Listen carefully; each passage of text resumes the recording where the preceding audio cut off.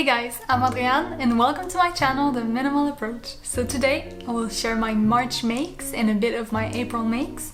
So if it's something that's interesting for you, please stay tuned.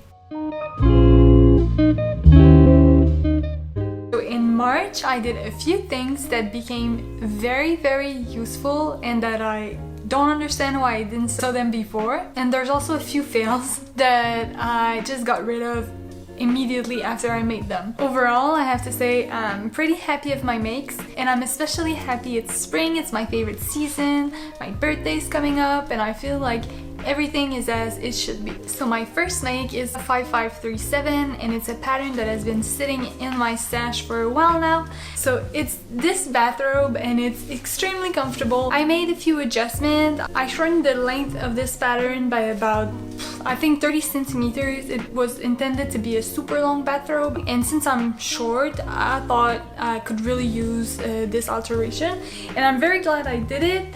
I did also shorten the sleeve by about, I think, 10 centimeters, and there is a little belt and belt loops right here. So during April I also made a pair of pants, which is a kind of like a merge of two patterns. It's the white legged pants by Peppermint, in fact by In the Folds, but for Peppermint magazine. Anyway, it's a free pattern. And I also used some pattern pieces of the McCall vintage like mom jeans I made earlier this year. I made this because I wanted a lightweight pair of woven pants for work, and I think I successfully made them. There's nothing really a thing I would change about them, except that I think that they're a little bit short. I should have made them a little bit longer, because if I want to wear them with heels, it looks a little bit funky. But anyway, I'm happy and I'm sure I'll get a lot of wear out of them. Next, I made the Sparrow tee. It's a free pattern from Common Stitch, if I'm not mistaken, and I just got rid of it immediately because it really didn't fit me. I made a medium size in a Ponte knit, and it was so big on me, it was quite terrible. I don't know what, like, this pattern just wasn't for me. And next I did the Marlborough Bra. So I think one of the big stopper in bra making is to get the proper supply, and this was very true for me. So I got this kit at Club Tissu. It's a bra maker supply kit, and it fit just perfectly with the Marlborough Bra.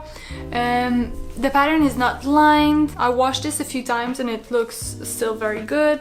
This month I also did the Coppélia top. Again, I did it earlier, I believe it's like early 2018, and I didn't really like the pattern. I did the view that's not cropped and it was just pulling at this side, and the knit I used was a double brushed jersey and it was too lightweight, I think.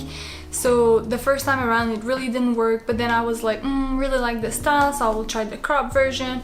And this time I used a knit that didn't have that much stretch. Really like it, and I got lots of compliments when I'm wearing this stuff. Next, I made the Ash jeans again. This time I did the waistband as a 27 and the rest as a 28, and I love them.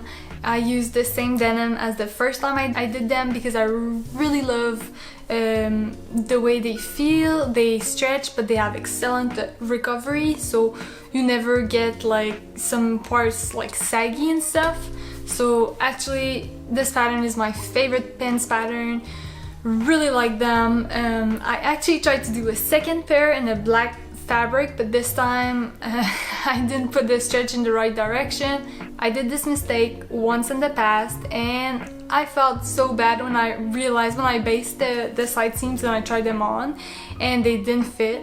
I was kind of upset with myself, but you know, I just remembered the advice of Viv Mom from YouTube, and I kept sewing and I just forgot about them. And I think I'll try to get the same fabric I bought from Club Tissu because it's such a great denim. It's 11 ounces and it has stretch, but still you can see it will have great recovery. So yeah, but the first pair I made, I just love them. I wear them all the time. Oh, and I also did this Alex shirt from Sew Over It. This pattern is great. I made it a bunch of times. Really love this fabric. It's from Club Tissu. It's the fabric that I bought with my mother, as you probably remember, and love this little detail here. And those buttons I got from a friend of my mother-in-law, and yeah, really like this shirt. I feel so good wearing it. It screams spring, so that's really good. And yeah, this fabric is so breathable. It's a rayon. It wrinkles so much though. I really need to just forget about how wrinkled it is and wear it anyway. Next, I made the Eve dress from this polyester blend with cotton fabric, and I love it. I used bias tape at the neckline, and I really love it. I feel so good wearing this dress. This fabric will never crease, which is a good thing for me. This time around though, because I did this dress earlier in 2018, but this time I shortened it by about 15 centimeters. I wanted something that was more like summery and spring. This time the little opening for the belt is way better like finished. I didn't try to do French seams because the first time around that's what I did, and then when I realized I had to do an opening, like it really didn't look that great. But this time I just serged the edges, and yeah, so it looks way better.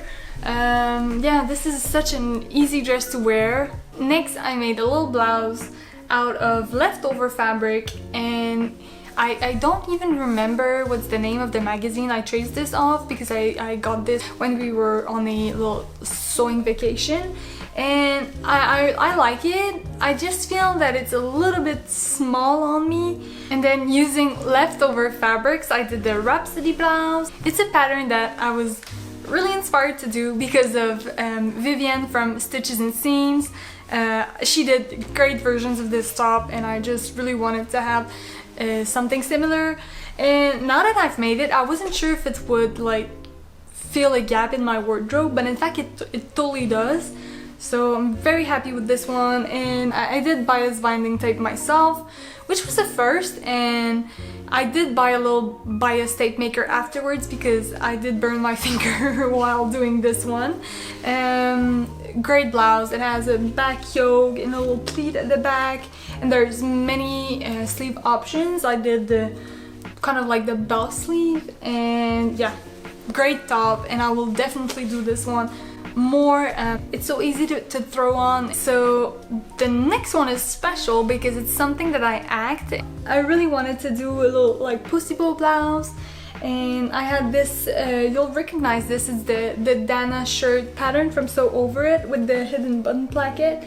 And yeah, I just drafted this little piece, like this little collar, and it's great. Like it felt very good to act something, and I think I do buy lots of patterns, and I really could improve my kind of like drafting skills. Next, using the same fabric with the leftovers, I made this little PJ camisole. It's from a pattern that I got that was vintage, and it has this little like lace detail at the front and at the bottom, and I also made the little shorts with it. Next, I did two classic tees from Love Notion. The first one is white and it has a v-neck. It's in the laundry, so I cannot show it to you, but the second one I did is this one. It's in the very like light pink color. Again, I don't think it looks the best close to my skin, but when I'll be like more tan during summer, I think it will look great. And this time I did the scoop neck version, and I like this one a lot more. It is long though. I would highly suggest measure the pattern pieces and measure your side, so make sure you don't use too much fabric when you could use a shorter length. It's definitely the case for me, but since I always put my t-shirt in my pants, it's not that big of a problem. I really love Notions. They have great instructions and lots of variations, so that's cool too. The next make is not something that I really love, but I think I'll still keep it because it's quite useful to have this little cardigan. I mean, those jerseys that are like tissue weight, I need to stay away from this. There's a reason why they're cheap. They're just not appropriate for how I want my clothes to hang on me. Although I am proud that I use this hack. And I did successfully make it. Like, I think it looks neat, but it's just The fabric choice is so wrong. Next, I made the Ariane bodysuit, but I just did it in kind of like a dress length, super short dress length. I should have made it a little bit longer because now it's just in the between of like a top and a dress. It's not something that I would wear in public. I made this because I thought, oh, that would be a cool like camisole, but really I think it looks like lingerie way too much. So yeah, that will become a pyjama. Next, I made this skipper sweatshirt from fabric I got from my biggest haul. It's so comfortable. This pattern from Seamwork might be the best pattern ever. The neckband fits perfectly and the cuff too, and there's like this hemband as well. And lastly, for those who saw my Instagram post, I made the Anna coat from So Over It. I lined it with this gorgeous sateen fabric. I did draft a lining, which wasn't that hard because I used like some online tutorials. Honestly, I feel so good wearing this coat. I didn't expect it to be that much of a staple in my wardrobe, but it totally is. Alright, so this is it guys. Thank you so much for watching. If you like this video, give it a thumbs up. And if you like the channel, please subscribe. We reach over 1,000 subscribers on the channel and I'm so happy. I really enjoyed connecting with all of you guys, connecting with other YouTubers, and I feel like the sewing community is just great. And if you love the Love to Sew podcast, I was featured in their latest episode, the Feedback Fest number 2, I think, because I mentioned their sewing community episode. They didn't mention YouTube, and I thought, well, we're here and we are having so much fun, and I just wanted more people to join us on YouTube. Thanks again so much for supporting the channel, and I will see you guys in another video. Happy sewing! Bye!